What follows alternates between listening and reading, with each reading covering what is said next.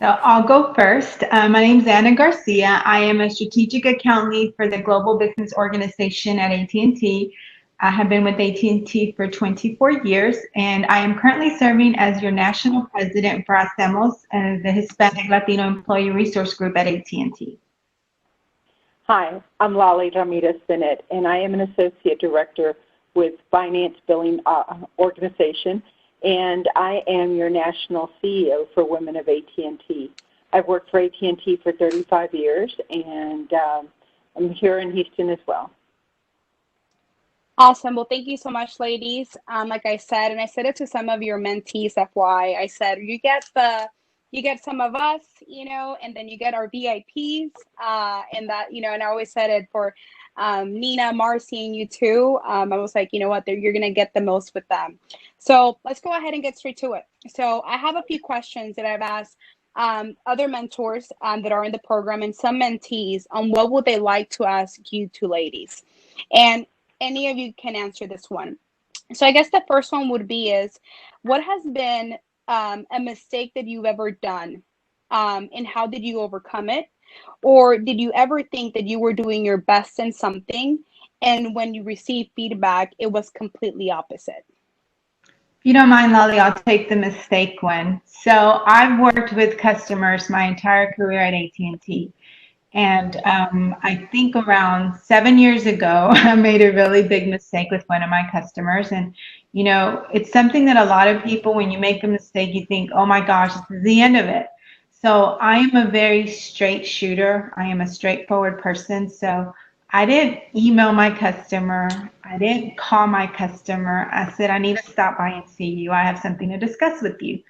And I went in person to show face and show, look, it's an honest mistake. I made a mistake on what I proposed to you and what I put out there. I would like to rectify it. This is what I can do. And I gave them the options instead of just saying, oh, I messed up and leaving it at that. I wanted to present to them some options. And a lot of customers, and you know better, what your customers are dealing with, what your customers are like. So you'll understand whether they prefer an in-face conversation, if email is fine, or if a phone call will do. So I chose to go in person because I have a very good relationship with this customer. And our relationship lasted for 6 years while I was serving in that department, and it ended 1,000% better than when we started. So I would tell you, just face it, own it, and keep moving forward. We're not perfect. If perfection was intended for us to be, I don't think any of us would be here. So definitely, I say move forward, own it, and keep going. Love it. Love it. Love it. Yeah, I'm going to add to that. I've spent the last 20 plus years in doing numbers and math every day, but I also have some sales experience. And I will tell you that answer goes to anything that you do in life, be it if you're at work or at home or anything else. We talk a lot about transparency, but I think that one of the best things that you can do is take ownership of the situation and say, what can I do to fix it? What can I do to rectify it? And no matter what relationship you're dealing with, be it your boss, your customer, your family member, or whatever, I can assure you that when you take that ownership, most people don't do that. So that in itself sets you apart from most. And it becomes very easy to fix the situation. And again, you're in control now because you've taken the steps to fix it.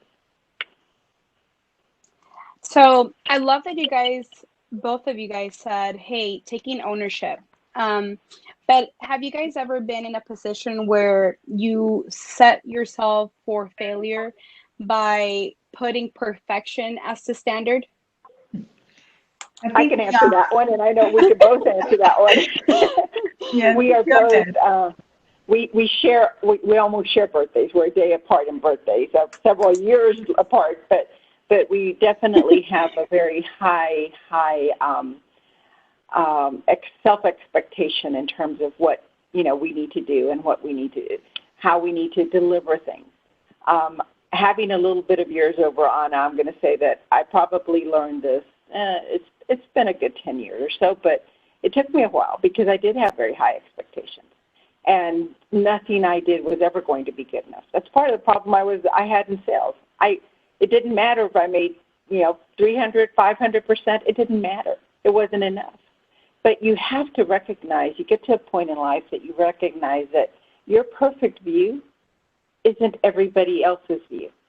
So usually what we deliver, if you deliver it with the best ability that you can, you will over-deliver on other people's expectations of you. And if you miss something, it's not going to be the end of the world. It really isn't. So it's much easier for me to feel more comfortable with situations, with involving other people in terms of delivering on projects and things like that, because I don't have this perfect world. Still have a little bit of problems with being an overachiever, which I talk to Anna quite frequently. But Anna, anything else you would add in that respect? No, I completely echo what Lollie said. And I do think, depending on what stage of your career and what stage in your life, that realization might not have yet been attained, but it's something we all come to terms with. Perfection, sometimes it's not the best goal or aim. I think your full self, your full abilities, deliver the best that you can. It's usually, like Lollie said, it's the best, so it's going to be accepted. Don't beat yourself up too much about it. So I love it. So pretty much, let's not measure our success based on a perfect world, because it does not exist. Thank you. I'm taking notes myself. So I think that we have quite a few overachievers. I think that if people join this, it's because they want to be better. So I love every point that each and one of you guys made. So let's move on to the next one, being that we're in the topic of building each other up. So what will be your advice for someone that is attempting to create a career path, but often makes the mistake of doing things that look more as them simply trying to just keep the job?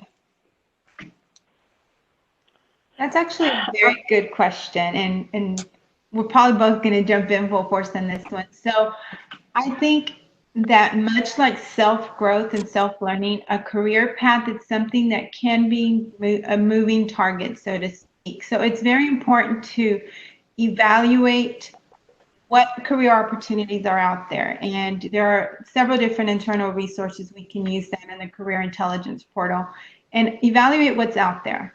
Align your abilities, your competencies to those roles and see, okay, this looks like a great fit. But make sure that it's not just a great fit on paper, it's a great fit on an emotional scale as well.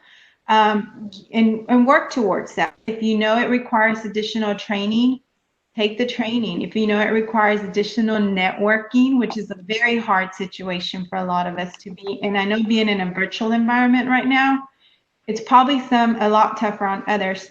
But you can ask Lollie. I've been attending networking events throughout COVID. I have made some great connections. I just met a young lady in California the other day that I introduced to Lollie.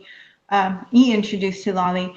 So I think that you continue to grow, you continue to mentor and be a mentee at all stages in our life. Lollie and I serve as mentors to each other. It just depends on, what we're trying to achieve, but align it with what feels good. Because if you don't just want a job, you want a career, you want something that aligns with your values, aligns with your competencies, with your goals.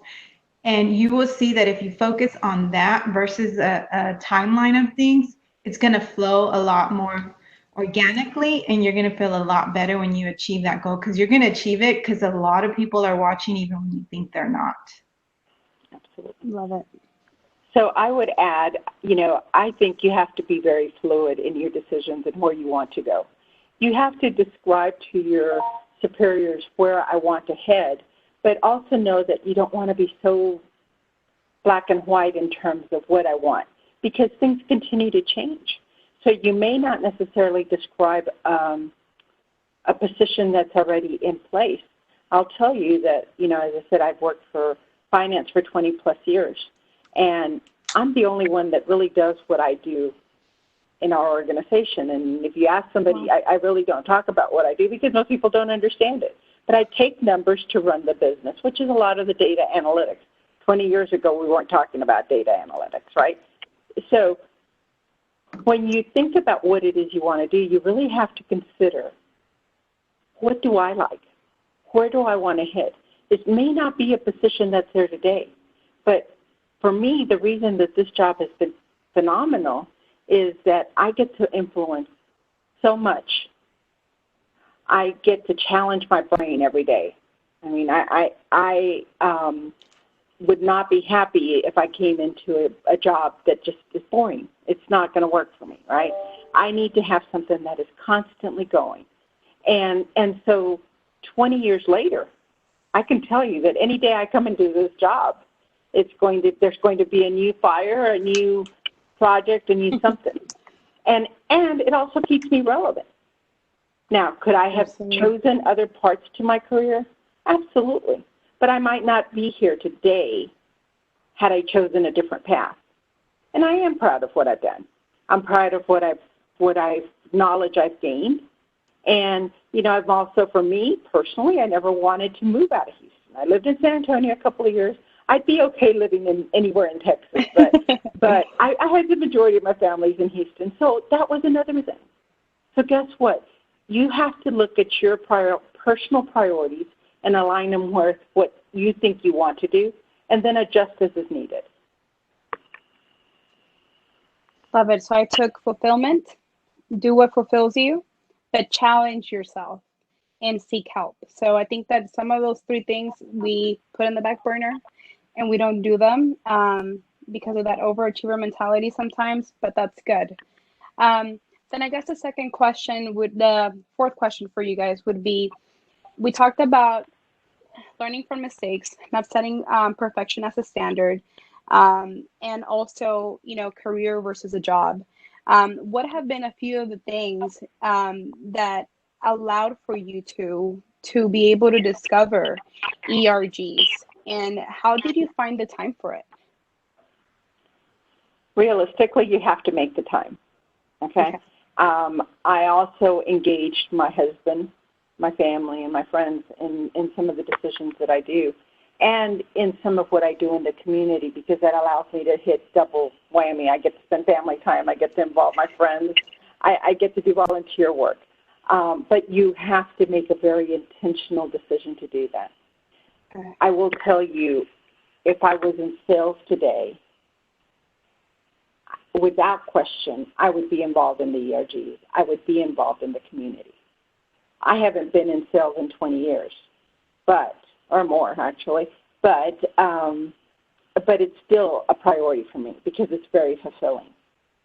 So you have to find the time, and before you know it, the time that you invested in yourself and in the ERG and in the networks pays off.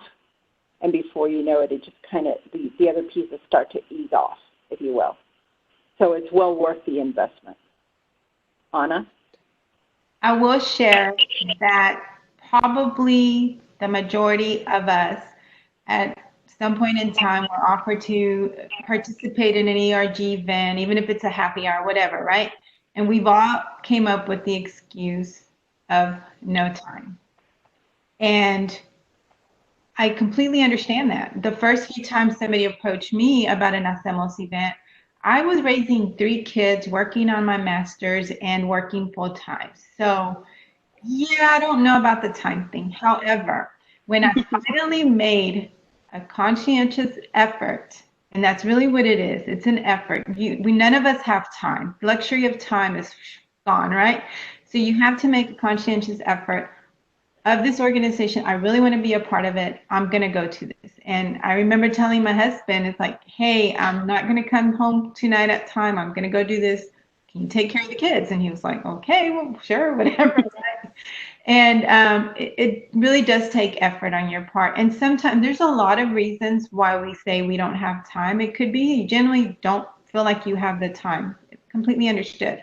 There's also the fact that you're tired, you're exhausted. Last thing you want to do after work is hang out with more work people. Noted. Got it. But it does take a conscientious effort. And once you do it, you will find that this is a lot more fulfilling than anything you can imagine, because when you're giving back, when you're helping others, it really does turn on that happy hormone that we all have. And it's a proven fact, right? So the more you give, the more you do for others, the better you feel about yourself. And it's just crazy, wacky science, but that's the way it works. And to understand what the ERGs do, I mean, Hacemos has given over $3.5 million in scholarships to our students, communities. This includes some of our members' children who are aspiring to go to college. So to know that you're being able to give back, and I will tell you that all my all-star volunteers are invited to the scholarship banquet because I want you to get your heartstrings pulled just as badly as I do. So you'll get to meet these scholarship recipients and meet them one-on-one and hear their stories and wow, what an impact you're making. When you volunteer at any of our events, you meet some of these kids and they come and tell you, Miss Garcia, I decided I'm not going to drop out of school. What? One day with us and that happened. So it's a very fulfilling organization, and luxury of time, don't even consider that as a do or don't for ERGs. It's going to be how badly do you really want to engage? Well, and if I may add one other thing to that, is with every hour you spend giving back, you grow beyond measure. You really do.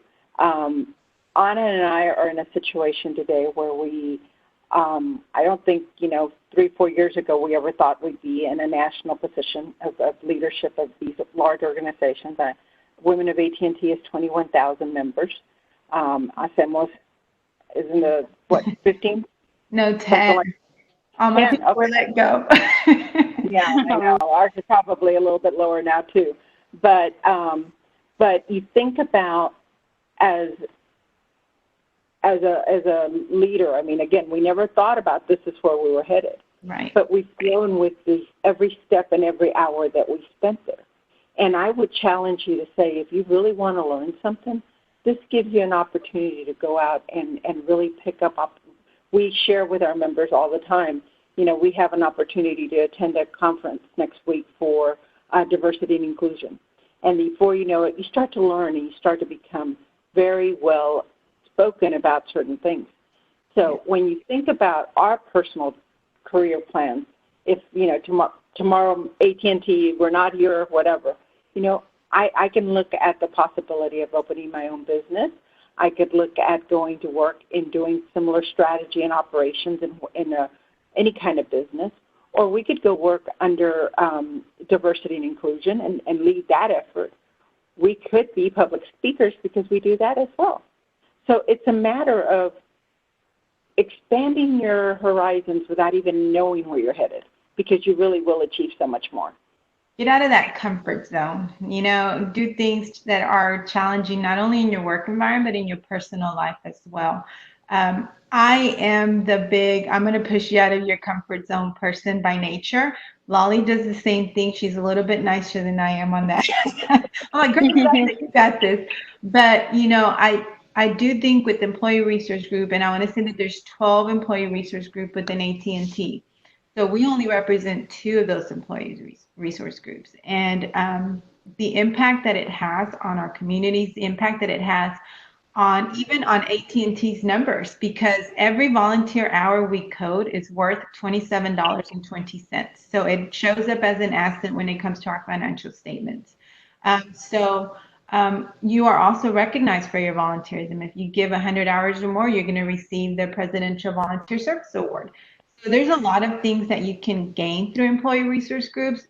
Like Lollie mentioned, all the leadership skills, the ability to public speak. I was not this comfortable, 15, 20 years ago, but now it's like, put us on the spot, we can do it. Lollie and I have been like, hey, my panelists didn't show up, can you do this?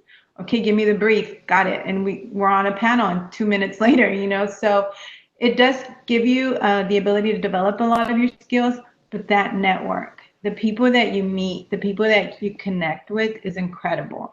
And then you start expanding your network, not just within AT&T, but externally. So I have organizations that I partner with outside of AT&T, and a lot of them came from my ERG work. So you can build your network internally, externally, and it's just a win-win, because the more people you know, the better positioned you are to pivot at any given time when a challenge is tossed your way. That's awesome. Well, let me give you guys a compliment, because your answers actually filled up 3 of them. The first one was, with ERGs, do you see leadership skills being developed? And we talked about 6 different roles that we can do just by joining an ERG. Then the second one was, who are the people I need to align with in my organization or outside of my organization to achieve success? So it was very eye-opening to hear you, Lolly, express how you can do more than what you think you're capable of, or more than what you think that you should be applying for. And for you, Anna, to know that even outside of AT&T, you can create a network, even through a pandemic, right? That by building a community or building, a network through an ERG, you can still achieve those things. Absolutely. So thank you. That's why I said you guys are the VIPs here, knocking out 3 questions out of my list. So now that we knocked those out, I have one question for you too. When we talk about, when I was speaking to my mentees, the number one topic that I think that a lot of people say is, how do I overcome not knowing when to speak, or the right time? Have you guys, because you guys speak so well, did you ever come to a point where you didn't know if what your thoughts, you had put together is what wouldn't sound right? How do you know the right time? How do you guys deal with that? Well, I can tell you, I'll jump in on this one because I really was not raised to be very loud or outspoken. As Anna says that, she's very comfortable with that. I had to learn that. Of course, I'm much older, so that kind of also comes with the time. But I will tell you that practice makes perfect, right? And the more you put yourself out in different situations, the more that you develop and build yourself comfort or just the confidence that you need to be able to speak up. As Anna says, we could be at a meeting tomorrow, and we've done these national conferences where somebody hasn't showed up, and they'll come running for Lolly and Anna and say, hey, I need some help. And you can tell me it's about buying a Tesla, or it's about buying a new home, or it's about building something I have no clue. Give me 5 minutes, and we can talk to it but that's part of what you do to develop yourself. You understand that you just got to take control of the situation. You get comfortable with it. I used to remember there was a time when, if I was talking about something very, very hard, very emotional, it was easy to tell in my voice that there was a level of that. You don't anymore. And you just have to develop it. The more you approach it, the more you handle a difficult situation as quickly as you can, the better you become at it. So that's my piece. Anna?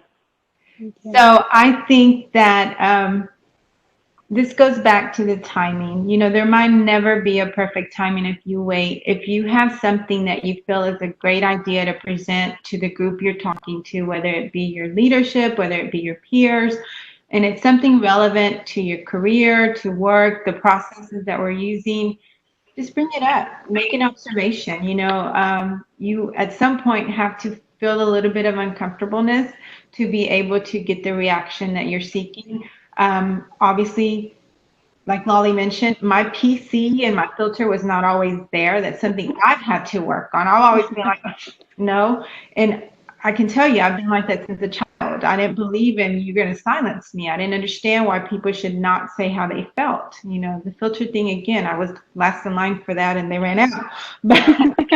But as we continue to progress, obviously the people that we're in a room with, maybe I don't want to be that abrupt and, harsh when I'm bringing up something. So I do have to tailor it. I was kind of the opposite of Lolly. Bring it in a little, and hush your mouth, don't say anything. But I don't believe in completely staying quiet either. I think that we have to verbalize what we're feeling. For 2 reasons. The first being that the more you hold something in, the worse it eats at you and the worse it becomes. And then it becomes a hindrance in your performance. It goes back to your authenticity. If you're not authentic to yourself, you hold yourself back more than you are able to progress. So if you're trying to fit in, you can't do it. There's no such thing as fitting in. You have to create your space, what makes you comfortable. So do bring up things. And I will say, even though I'm a big proponent of bringing up things, I do not believe in complaining and bringing up negative things if you don't offer me a solution. So that, I'm sure we all learned it in elementary, middle school, whatever it is. Well, if that's the problem, how do you suggest we fix it? So I do think if you have a suggestion, make it a brilliant one where they want to come back and pull you after the meeting and say, hey, Anna, I really liked what you said. Let's talk. You know what I mean? Put it out there and then be objective. Don't think just because that's your only solution, that's the only solution they should accept. Maybe it creates brainstorming and people start talking about other ideas. Oh, you know what? We could also do this and we could also do that. Be engaging. And then that way, I tell Lollie, we do this with our husbands, they think they're creating the ideas and it's all their idea. We're like, yeah, that's what we were getting to. Kind of the same thing. You know, it's a tactical approach, so to speak. But don't stay quiet. I don't believe in staying quiet. Get it out there properly, but get it out there. Well said. And one last thing on that, Jackie. You can tell that Anna and I have partnered very well because we bounce things off of each other. So if there is something that I am struggling with and I don't know, I can always go to her. And I don't necessarily deliver like she would, but I can work with that. And likewise, we've helped each other along the way. So I would always encourage you, find someone that you can have as an accountability partner, as a good, you know, I always call it circle of trust, right? You have to make yourself vulnerable to be able to grow from that. Right. And I think that's the one thing that Anna and I have done very phenomenally well in the past 6 years is that, you know, I can finish her sentence, so she can do the same for me. She can sign up. She has my full-fledged approval to sign up for whatever because I know she knows where I stand. And as a woman, that has always been what I have strived to achieve, and I'm probably most proud of, is that today I stand where I stand, but I stand here because I have somebody else that's right next to me that I think is an equal. Perfect. So I saved the last one for a reason. So again, you guys beat me kind of sort of to it. How did both of you guys meet? And how was that when you guys met? Was it like this? Was it an immediate connection? And how did it become what it is now? The competition. Very competitive. We're both a lot alike. But I will say that, again, it happened about 6 years ago. Anna was the president for Los Angeles Houston, and I was the president for Women of AT&T Houston, okay? And while for a bit it seemed like we were competing against each other, we stopped and said, you know, hey, you're doing the same kind of stuff I'm doing. Mm-hmm. Can we work together? Here's what my goal is. As an ERG, this is what I'd like to achieve. Would you like to join me? Anna had to listen and think about it and came back, and we worked together. Yeah. It was slow building it. But I can tell you, and 6 years seems like a long time, but it didn't take us 6 years. But we have been able to achieve so much because we made ourselves vulnerable to each other, but we had one common goal. And when I didn't have the juice to continue to go, I knew who I could call to push me up. And when Anna was ready to scream and yell and, you know, bite somebody's head off, guess what? I'm going to help her with that. But because at the end of the day, what our goal was for the city of Houston, our AT&T employees, to be recognized for the value that we brought to the table. We wanted people to think about AT&T and think about Houston as a viable place to bring business to. Right. And guess what? About 2 years ago, they decided to bring that call center here, right? Instead of just taking work out, they brought that in. They continue to build on it, and they see us as a market that is very viable. And I like to think that we had something to do with that. Yeah, we definitely, it was not love at first sight. Sorry to disappoint everyone. No, but there wasn't ever any like animosity either, or, you know, disagreement. If anything, I and Lollie, we're both very, very big proponents of women empowering other women. So this theme and this mentorship is actually right up our alley.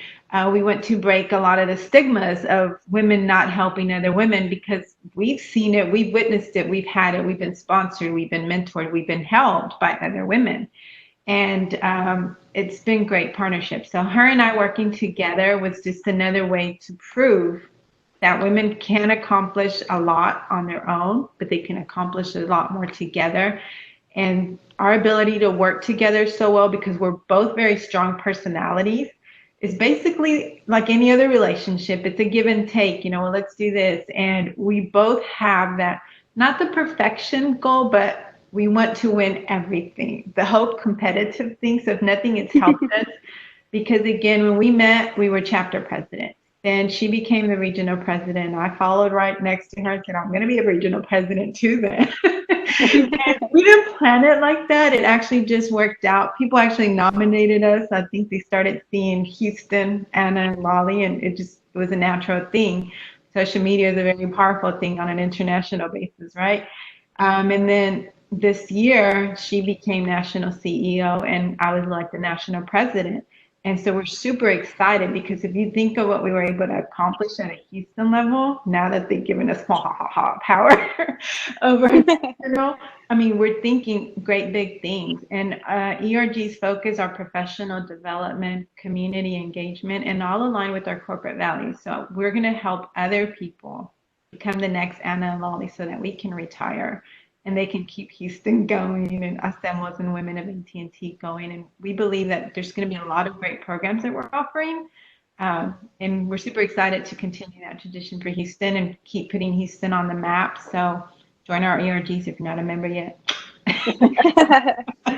I'll make sure we'll send it after we send the podcast invite. Perfect. And remember that we have chapters across all of Texas, so it's not just Houston. Our heart is anything Texas related. We talk a little bit more about Houston, but the reality is that we work very close. It's only to our benefit and for everybody else. And hopefully traveling to a city near you pretty soon as COVID lifts a little bit. We do plan on making some trips for our ERGs and meeting some of the other community leaders, Corpus Christi, San Antonio, Austin. We have chapters in every city in Texas, just about, and all of the Southwest. So Louisiana, you name it. We're in all the states pretty much too. Love it. So I think actually we have time for one more. So I wanted to ask you ladies, so besides doing ERG, we talked about seeking mentorship. How do you stay connected once you meet someone, even though they probably do not, they don't work in the same organization or they live in another state? Anna, you shared that you made a connection with someone in California recently. How do you find those opportunities, right? Or seek them? And then how do you maintain it? Again, it's a conscientious effort to attend networking events, summits, seminars, conferences. Lollie and I love that world. We've attended several conferences, and we think it's important that when somebody comes up to you and introduces themselves to you, make that connection. Get not only exchange business cards, but get the name, get a fact or two. Realistically speaking, you might forget a face, you might forget a name, but if they tell you, I did the Coca-Cola bike ride or something, you're going, oh, you're the Coca-Cola bike ride person, so try to make some connection that clicks in here, and then follow up on it. If you connect on LinkedIn, then, a day later, go back and say, hey, thanks for the connection. It was great meeting you, and just kind of stay relevant. LinkedIn is really good about reminding you of when you connected with the person last as well. So try to figure those things out. That's for external. For internal, there are going to be a lot of times when we connect with somebody within the organization. I think it's important. Hey, I haven't, talked to, just do a check-in. I do what call health checks once in a while for people that I met 2 or 3 years ago. And then I'm like, hey, I haven't spoken to you in a while. Things have changed. What's going on? And, just leave it open to see if they want to even chat with you or not. And some of the internal resources that we have, like T-Space and stuff, is another great way to just share. It's kind of like the social media for AT&T, right? So T-Space and adding stuff like that in there is a great way to stay connected as well. Of course, the phone is not your enemy, guys. You can still pick it up and call someone. So make a brief phone call, text, just to check in. Especially when you make a connection that you think is going to be a relevant or important connection, not just for you, but to that person. Sometimes you meet someone that wants to connect with you. Don't shut the door on them. Leave it open and keep refreshing their mind that you're still there if they want to talk to you. Because sometimes people just shy away, or they think, oh, she was just nice to me because we were at an event. Let them know that that's not the case, that you want to connect. So make a follow-up. And I recommend a follow-up within 24, 48 hours, the initial follow-up. And that way they know, okay, she really did want to talk to me. And then ask them in your follow-up, hey, do you want to meet up for coffee? Do you want to set up a conference call? These individuals, I met them at an ERG online summit, and I've had 3 conference calls from that. She signed up to be a mentee. So we'll continue talking to her. She works for the state of California. She's a very, very intelligent young lady. I also connected with the young man in Chicago who's going to offer us resources, free resources for our ERGs, for professional development webinars. And of course, I connected him with Lollie. What Anna gets, Lollie gets. What Lollie gets, Anna gets. So it's a great partnership, again, because both of our ERG memberships get to benefit from them. So always follow up. Just leave the door open, see what's really in store. Never know, that could be your next boss, right? Or you there. Absolutely. Well, and I will add, and I think Anna, I just spoke to Ruben this afternoon, so we do spend a lot of time. We set up quick meetings with people just to introduce and see where you find a commonality. Don't be so focused on a level. Oh, I got to meet him because he's a VP, or don't, guess what? Sometimes your best connections are those you had no clue who they were. They're the simplest of people, and it turns out they were a VP. Or you just never ever know, and so it's best sometimes to just go in there with an inquisitive approach and say, so what do you do? Where are you from? Have some open-ended questions that make one of the best things. And I love going when we could go to a conference, but we one of the first things that I would do was go look for somebody that was standing by themselves and say, what is this your first conference? Have you? And then I go and introduce them to other people, and then I go off like a butterfly to the next person, right? Yeah. But it's about sharing that connectivity, and you never. As I think Anna's point about finding something that helps you remember that person. I like because I am a math person and a puzzle person. For me, it's finding that connection, right? So I ask enough questions to figure out exactly how I can remember this person, or find out how I can connect them to somebody else I know. Mm-hmm. And if you don't expose yourself to those things, you're missing out on so much. I will tell you, because it's the perfect opportunity for me to let everybody know, is that this year, our National ERG Conference, which is usually a hot ticket item, only 2,600 people ever get to attend because we are in a virtual world, will be open to everybody. It is a great opportunity. You will have networking opportunities. You will get to sit in on different conferences. It will be open to everybody. It is on Friday, October the 16th, I believe, Anna. And it is, you never know who can be sitting with you. Again, sometimes it's easy to say, oh, they come and introduce you, this is a VP, and you go, oh, my goodness.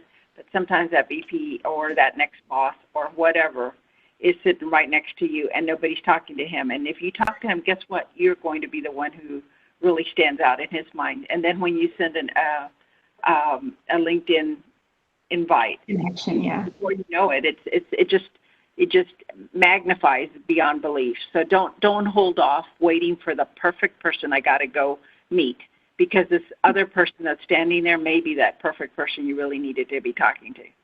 Right. And I tell, I have some introverts in my circle, and I tell them each and every time, your challenge for today is connect with 2 people and come back and tell me what that connection gave you, what that connection offered you. So I challenge all of you introverts, on the next opportunity you have, challenge yourself to connect with at least 2 people. It starts with 2 people. After that, you become a natural. I mean, you just keep going, and it feels good to meet all these individuals. Never go in, what can you do for me with mentality, because true connections are always going to be a give and take. So if you have a good, valuable connection, there's going to be some give and there's going to be some take. So sometimes it's more what you can do for that person.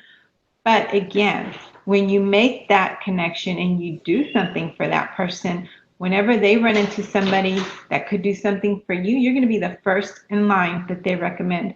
Lolly can attest to this. We've sometimes gotten emails from people we met at a conference. It's like, hey, Anna, I want you to meet so-and-so. And I'm like, okay, great. And then I look at their title and I look at their name and I'm like, oh, wow, am I getting promoted? No, so sometimes those connections that you really, really empathize and sympathize with come back, and they're a true reward because your connections continue to grow and they introduce you to others. So definitely, it's not in the Withams, it's in the let's just really connect and see what's out there. It's kind of like in your shopping cart. You don't just pick the fruit you've always liked. You try something new every once in a while. So think of it that way. Don't just go to the same person or the same people. I don't like sitting with my friends each and every time. We'll go to a networking event and I'm like, girl, don't sit with me. I need to meet new people. That's another challenge I give them.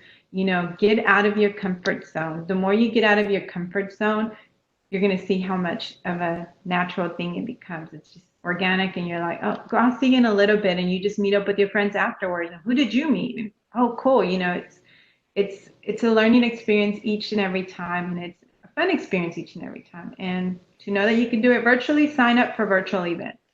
If you need to know of any coming up, Lolly and I have some. Perfect. Well, ladies, I want to thank you so much for doing this WebEx version of a podcast for us. I can't wait. Next is going to be questions. So we'll open it up to our mentees, but I think you guys said it best. You guys are our mentors. We will be sharing resources.